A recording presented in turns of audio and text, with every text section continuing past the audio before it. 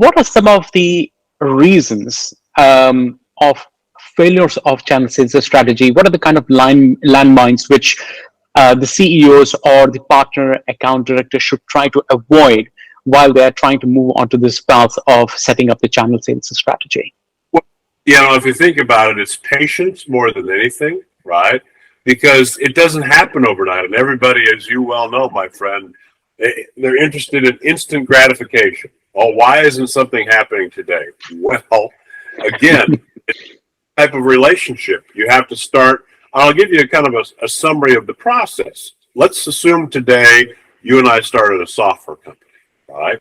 And we have to go out there and build that channel relationship. Well, we have to engage that partner and really promote them to get interested, right? And once they're interested, you got to sign them to a contract. Well, that whole dance takes a fair amount of time. And then once they're under contract, you got to get them set up, trained, enabled, and motivated to sell your product. Well, that could be 6 months, right, or more.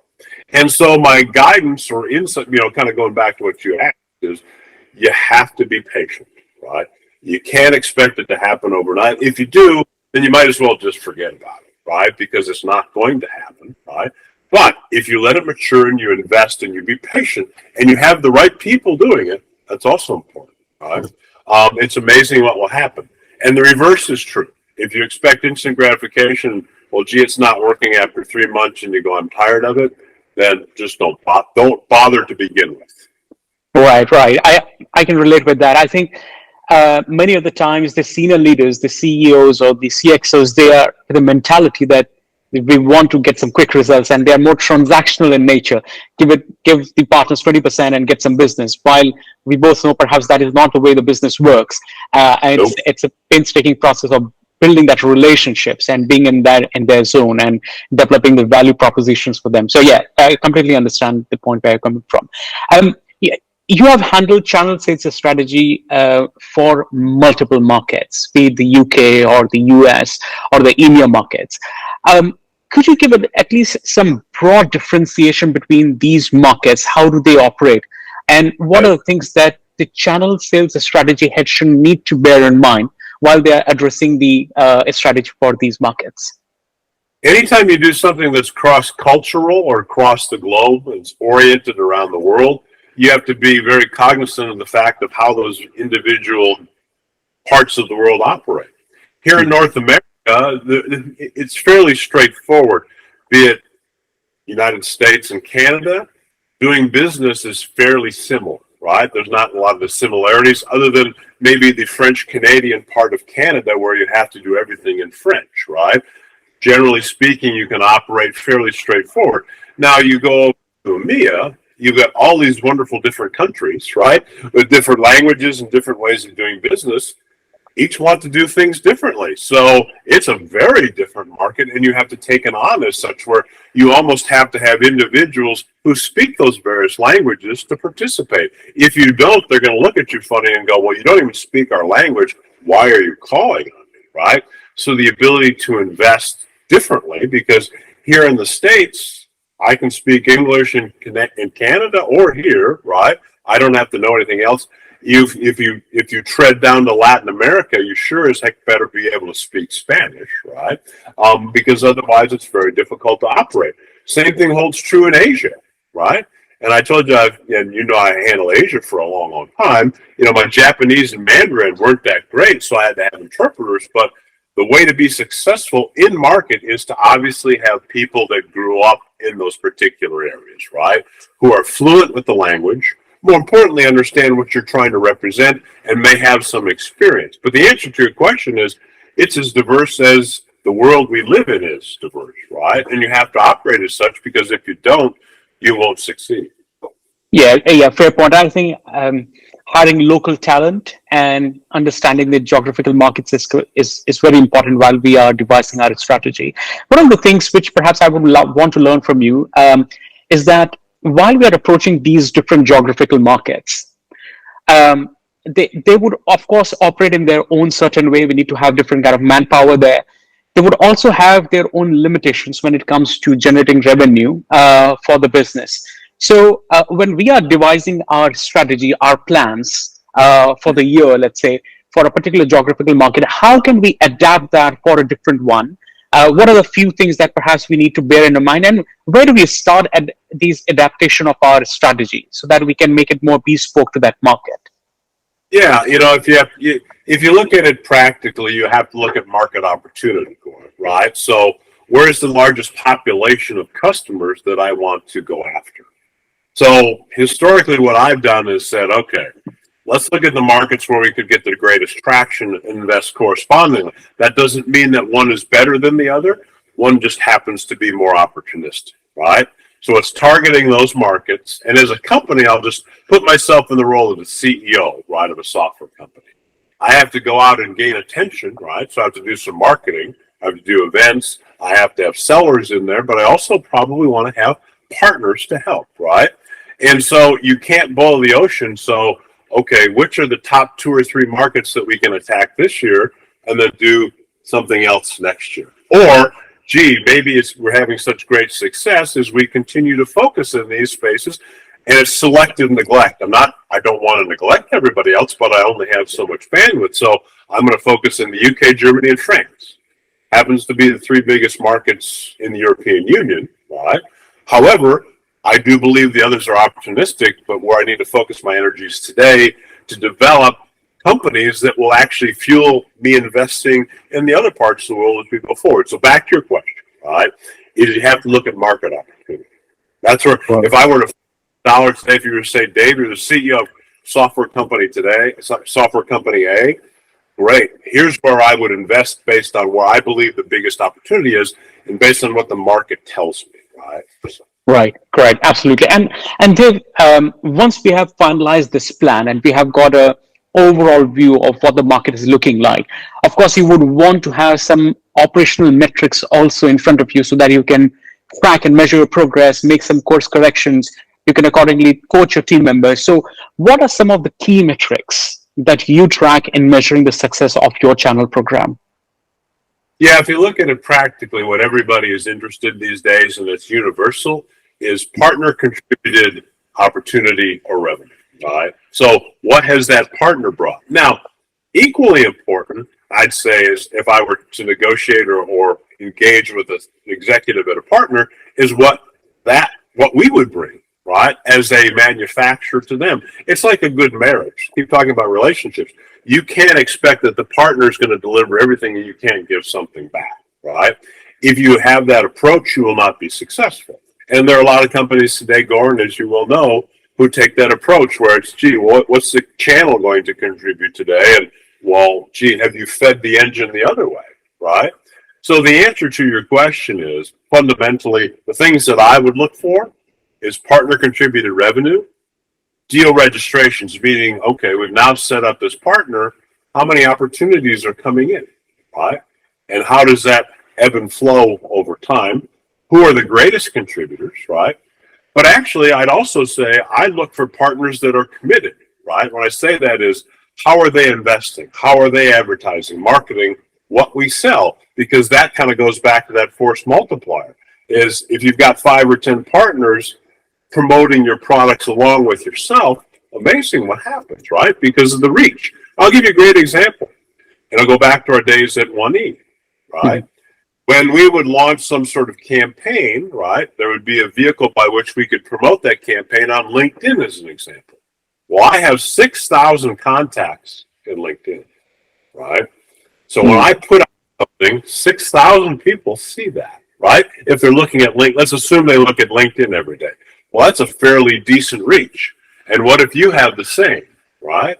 And it's amazing what will happen, right, when you get those types of activities to occur. So anyway, hopefully that gives you a good grasp. Yeah, it does. Yeah, thank you so much. And you made a point earlier on that if a CEO is focusing on very short-term merits of this channel program, just for 3 months or something, they should rather not do that because it requires a relatively long-term commitment. So I understand that when you talk about the partner-led registrations or deals which are getting registered, they are a good indicator and we should absolutely measure that, but they might happen 6 months down the road. So what are some of the leading indicators that we need to perhaps keep on following from the first month onwards so that we can track whether or not we are going to be hitting our target at the end of the year or at the end of the third quarter?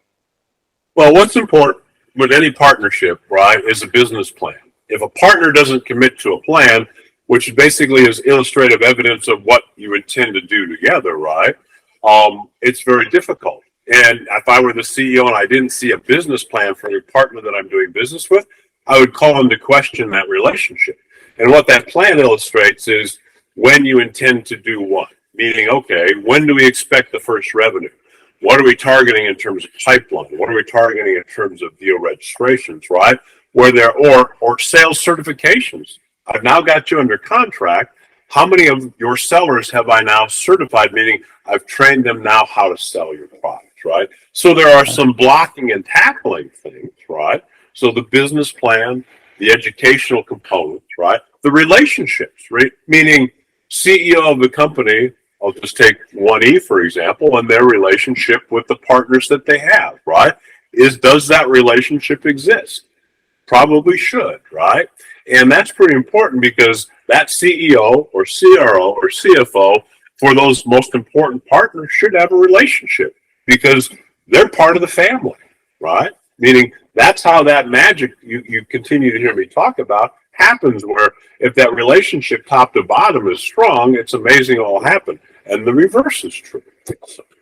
Right, perfect. This was very wonderfully put. And I think one of the things which you mentioned earlier on was creating that kind of a value offering for the partners as to why they should even invest their time.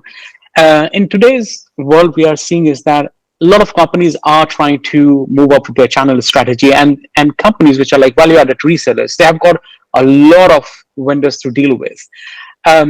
What are some of the things that we need to be focusing on to ensure that we can create that kind of vision match differentiation in the mind of our partners, that we are the best solution to deliver value to their customers? What are some of the things that perhaps we should bear in mind while we are doing this kind of value selling?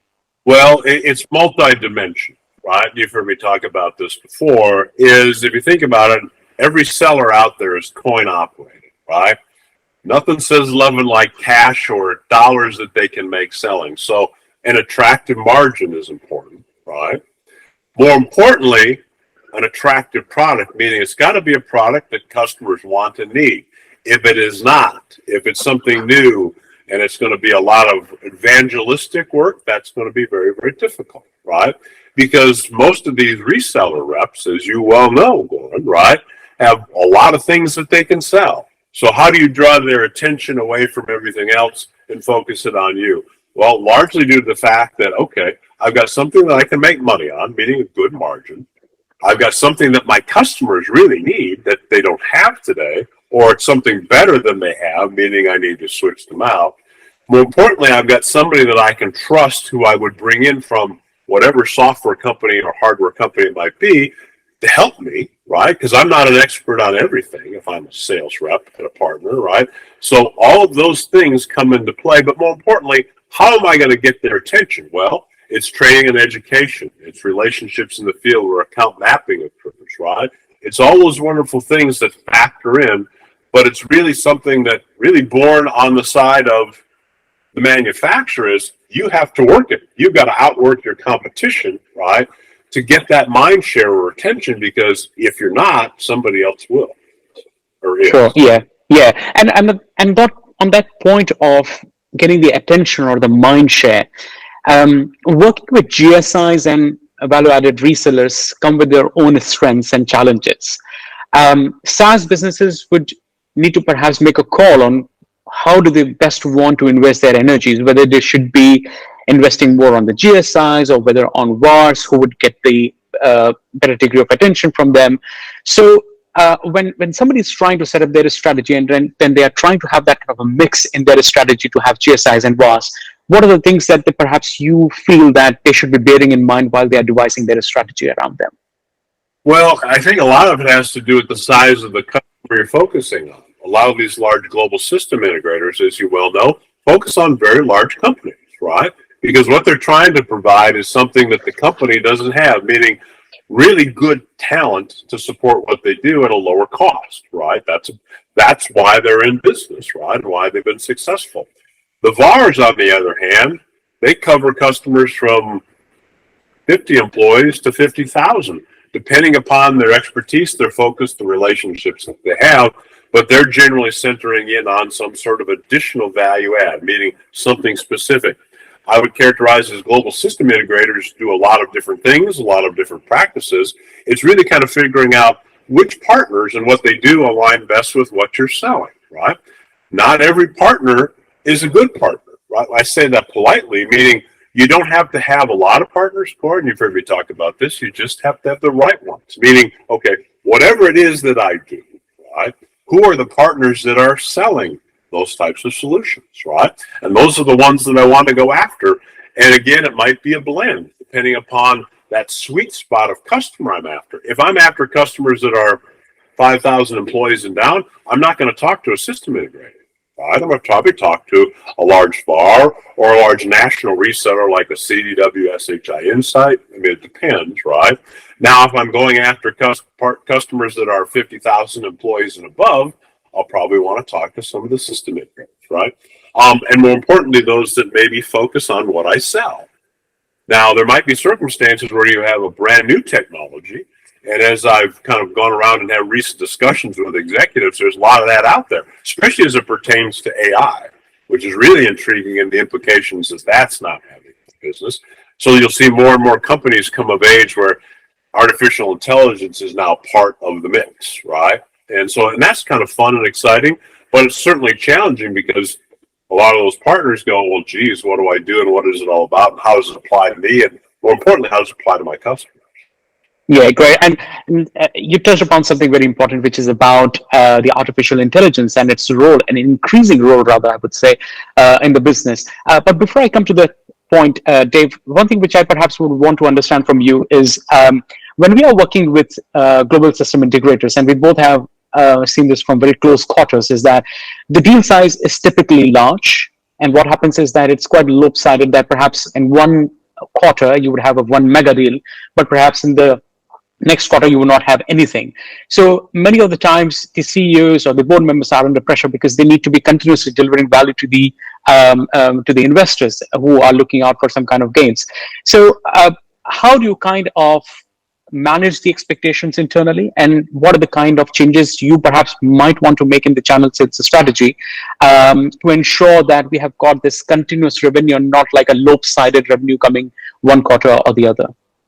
Well, that kind of goes back to the balance of the types of partners you have, meaning it's great to have the global system integrators for a lot of these large companies, but that characterizes a fair amount of lumpiness if that's what you're just focused on. Again, depending on the technology, it kind of depends on what that solution offering is I'm assuming that many customers, be it large or small, might need it. So having partners that focus down market is also important, right? And that creates a more, I'd characterize it as streamlined series or stage of revenue, because you can count on something every quarter as opposed to that lumpiness where you might get a quarter that's down, matter of fact, down substantially, and then another one that's very, very large, where that lumpiness is nothing that, if all the boards that I've ever spoken to or senior leadership, you do not want to have that lumpiness in your business, right? You want to have steady state growth, right? And that comes from a variety of different customers as opposed to maybe one particular customer type. You have been associated with a lot of businesses, startups, as well as some established businesses. And of course, they would all have their own way of working, different kind of plans and different kind of procedures and targets. Where do you enjoy the most? Is it the entrepreneurial culture of a smaller startup businesses or the big established businesses, and why? Great question. I would say a bit of both, right? The challenge of taking something from zero to something of material nature, right, is a lot of fun but it's a lot of work. I mean, there's a lot, no matter what you do, Gordon, it's a lot of work across the board, right? Something that's a little bit more fetal or immature, there's a lot more work, right? Because you have to prove things, where something that's a little bit more mature, it's been around for a while. If you're selling something that's existed for some time, a little bit less, but that doesn't mean there's still not work to be done. So the answer to your question is I like both, right? From the standpoint of the challenge of something new and fresh, where I've taken a company from zero to $2 million and almost sold them to Computer Associates, to working with a large company like VMware, who billions of dollars, 30,000 partners, all sorts of resources, but still the work is the same, right? But at the end of the day, it's really focusing in on working smarter, not harder, and understanding what's required. Meaning, if you're an entrepreneur and you're starting a brand new software company, you know what has to happen. You have to figure out how people get excited about what you do and, more importantly, want to buy something.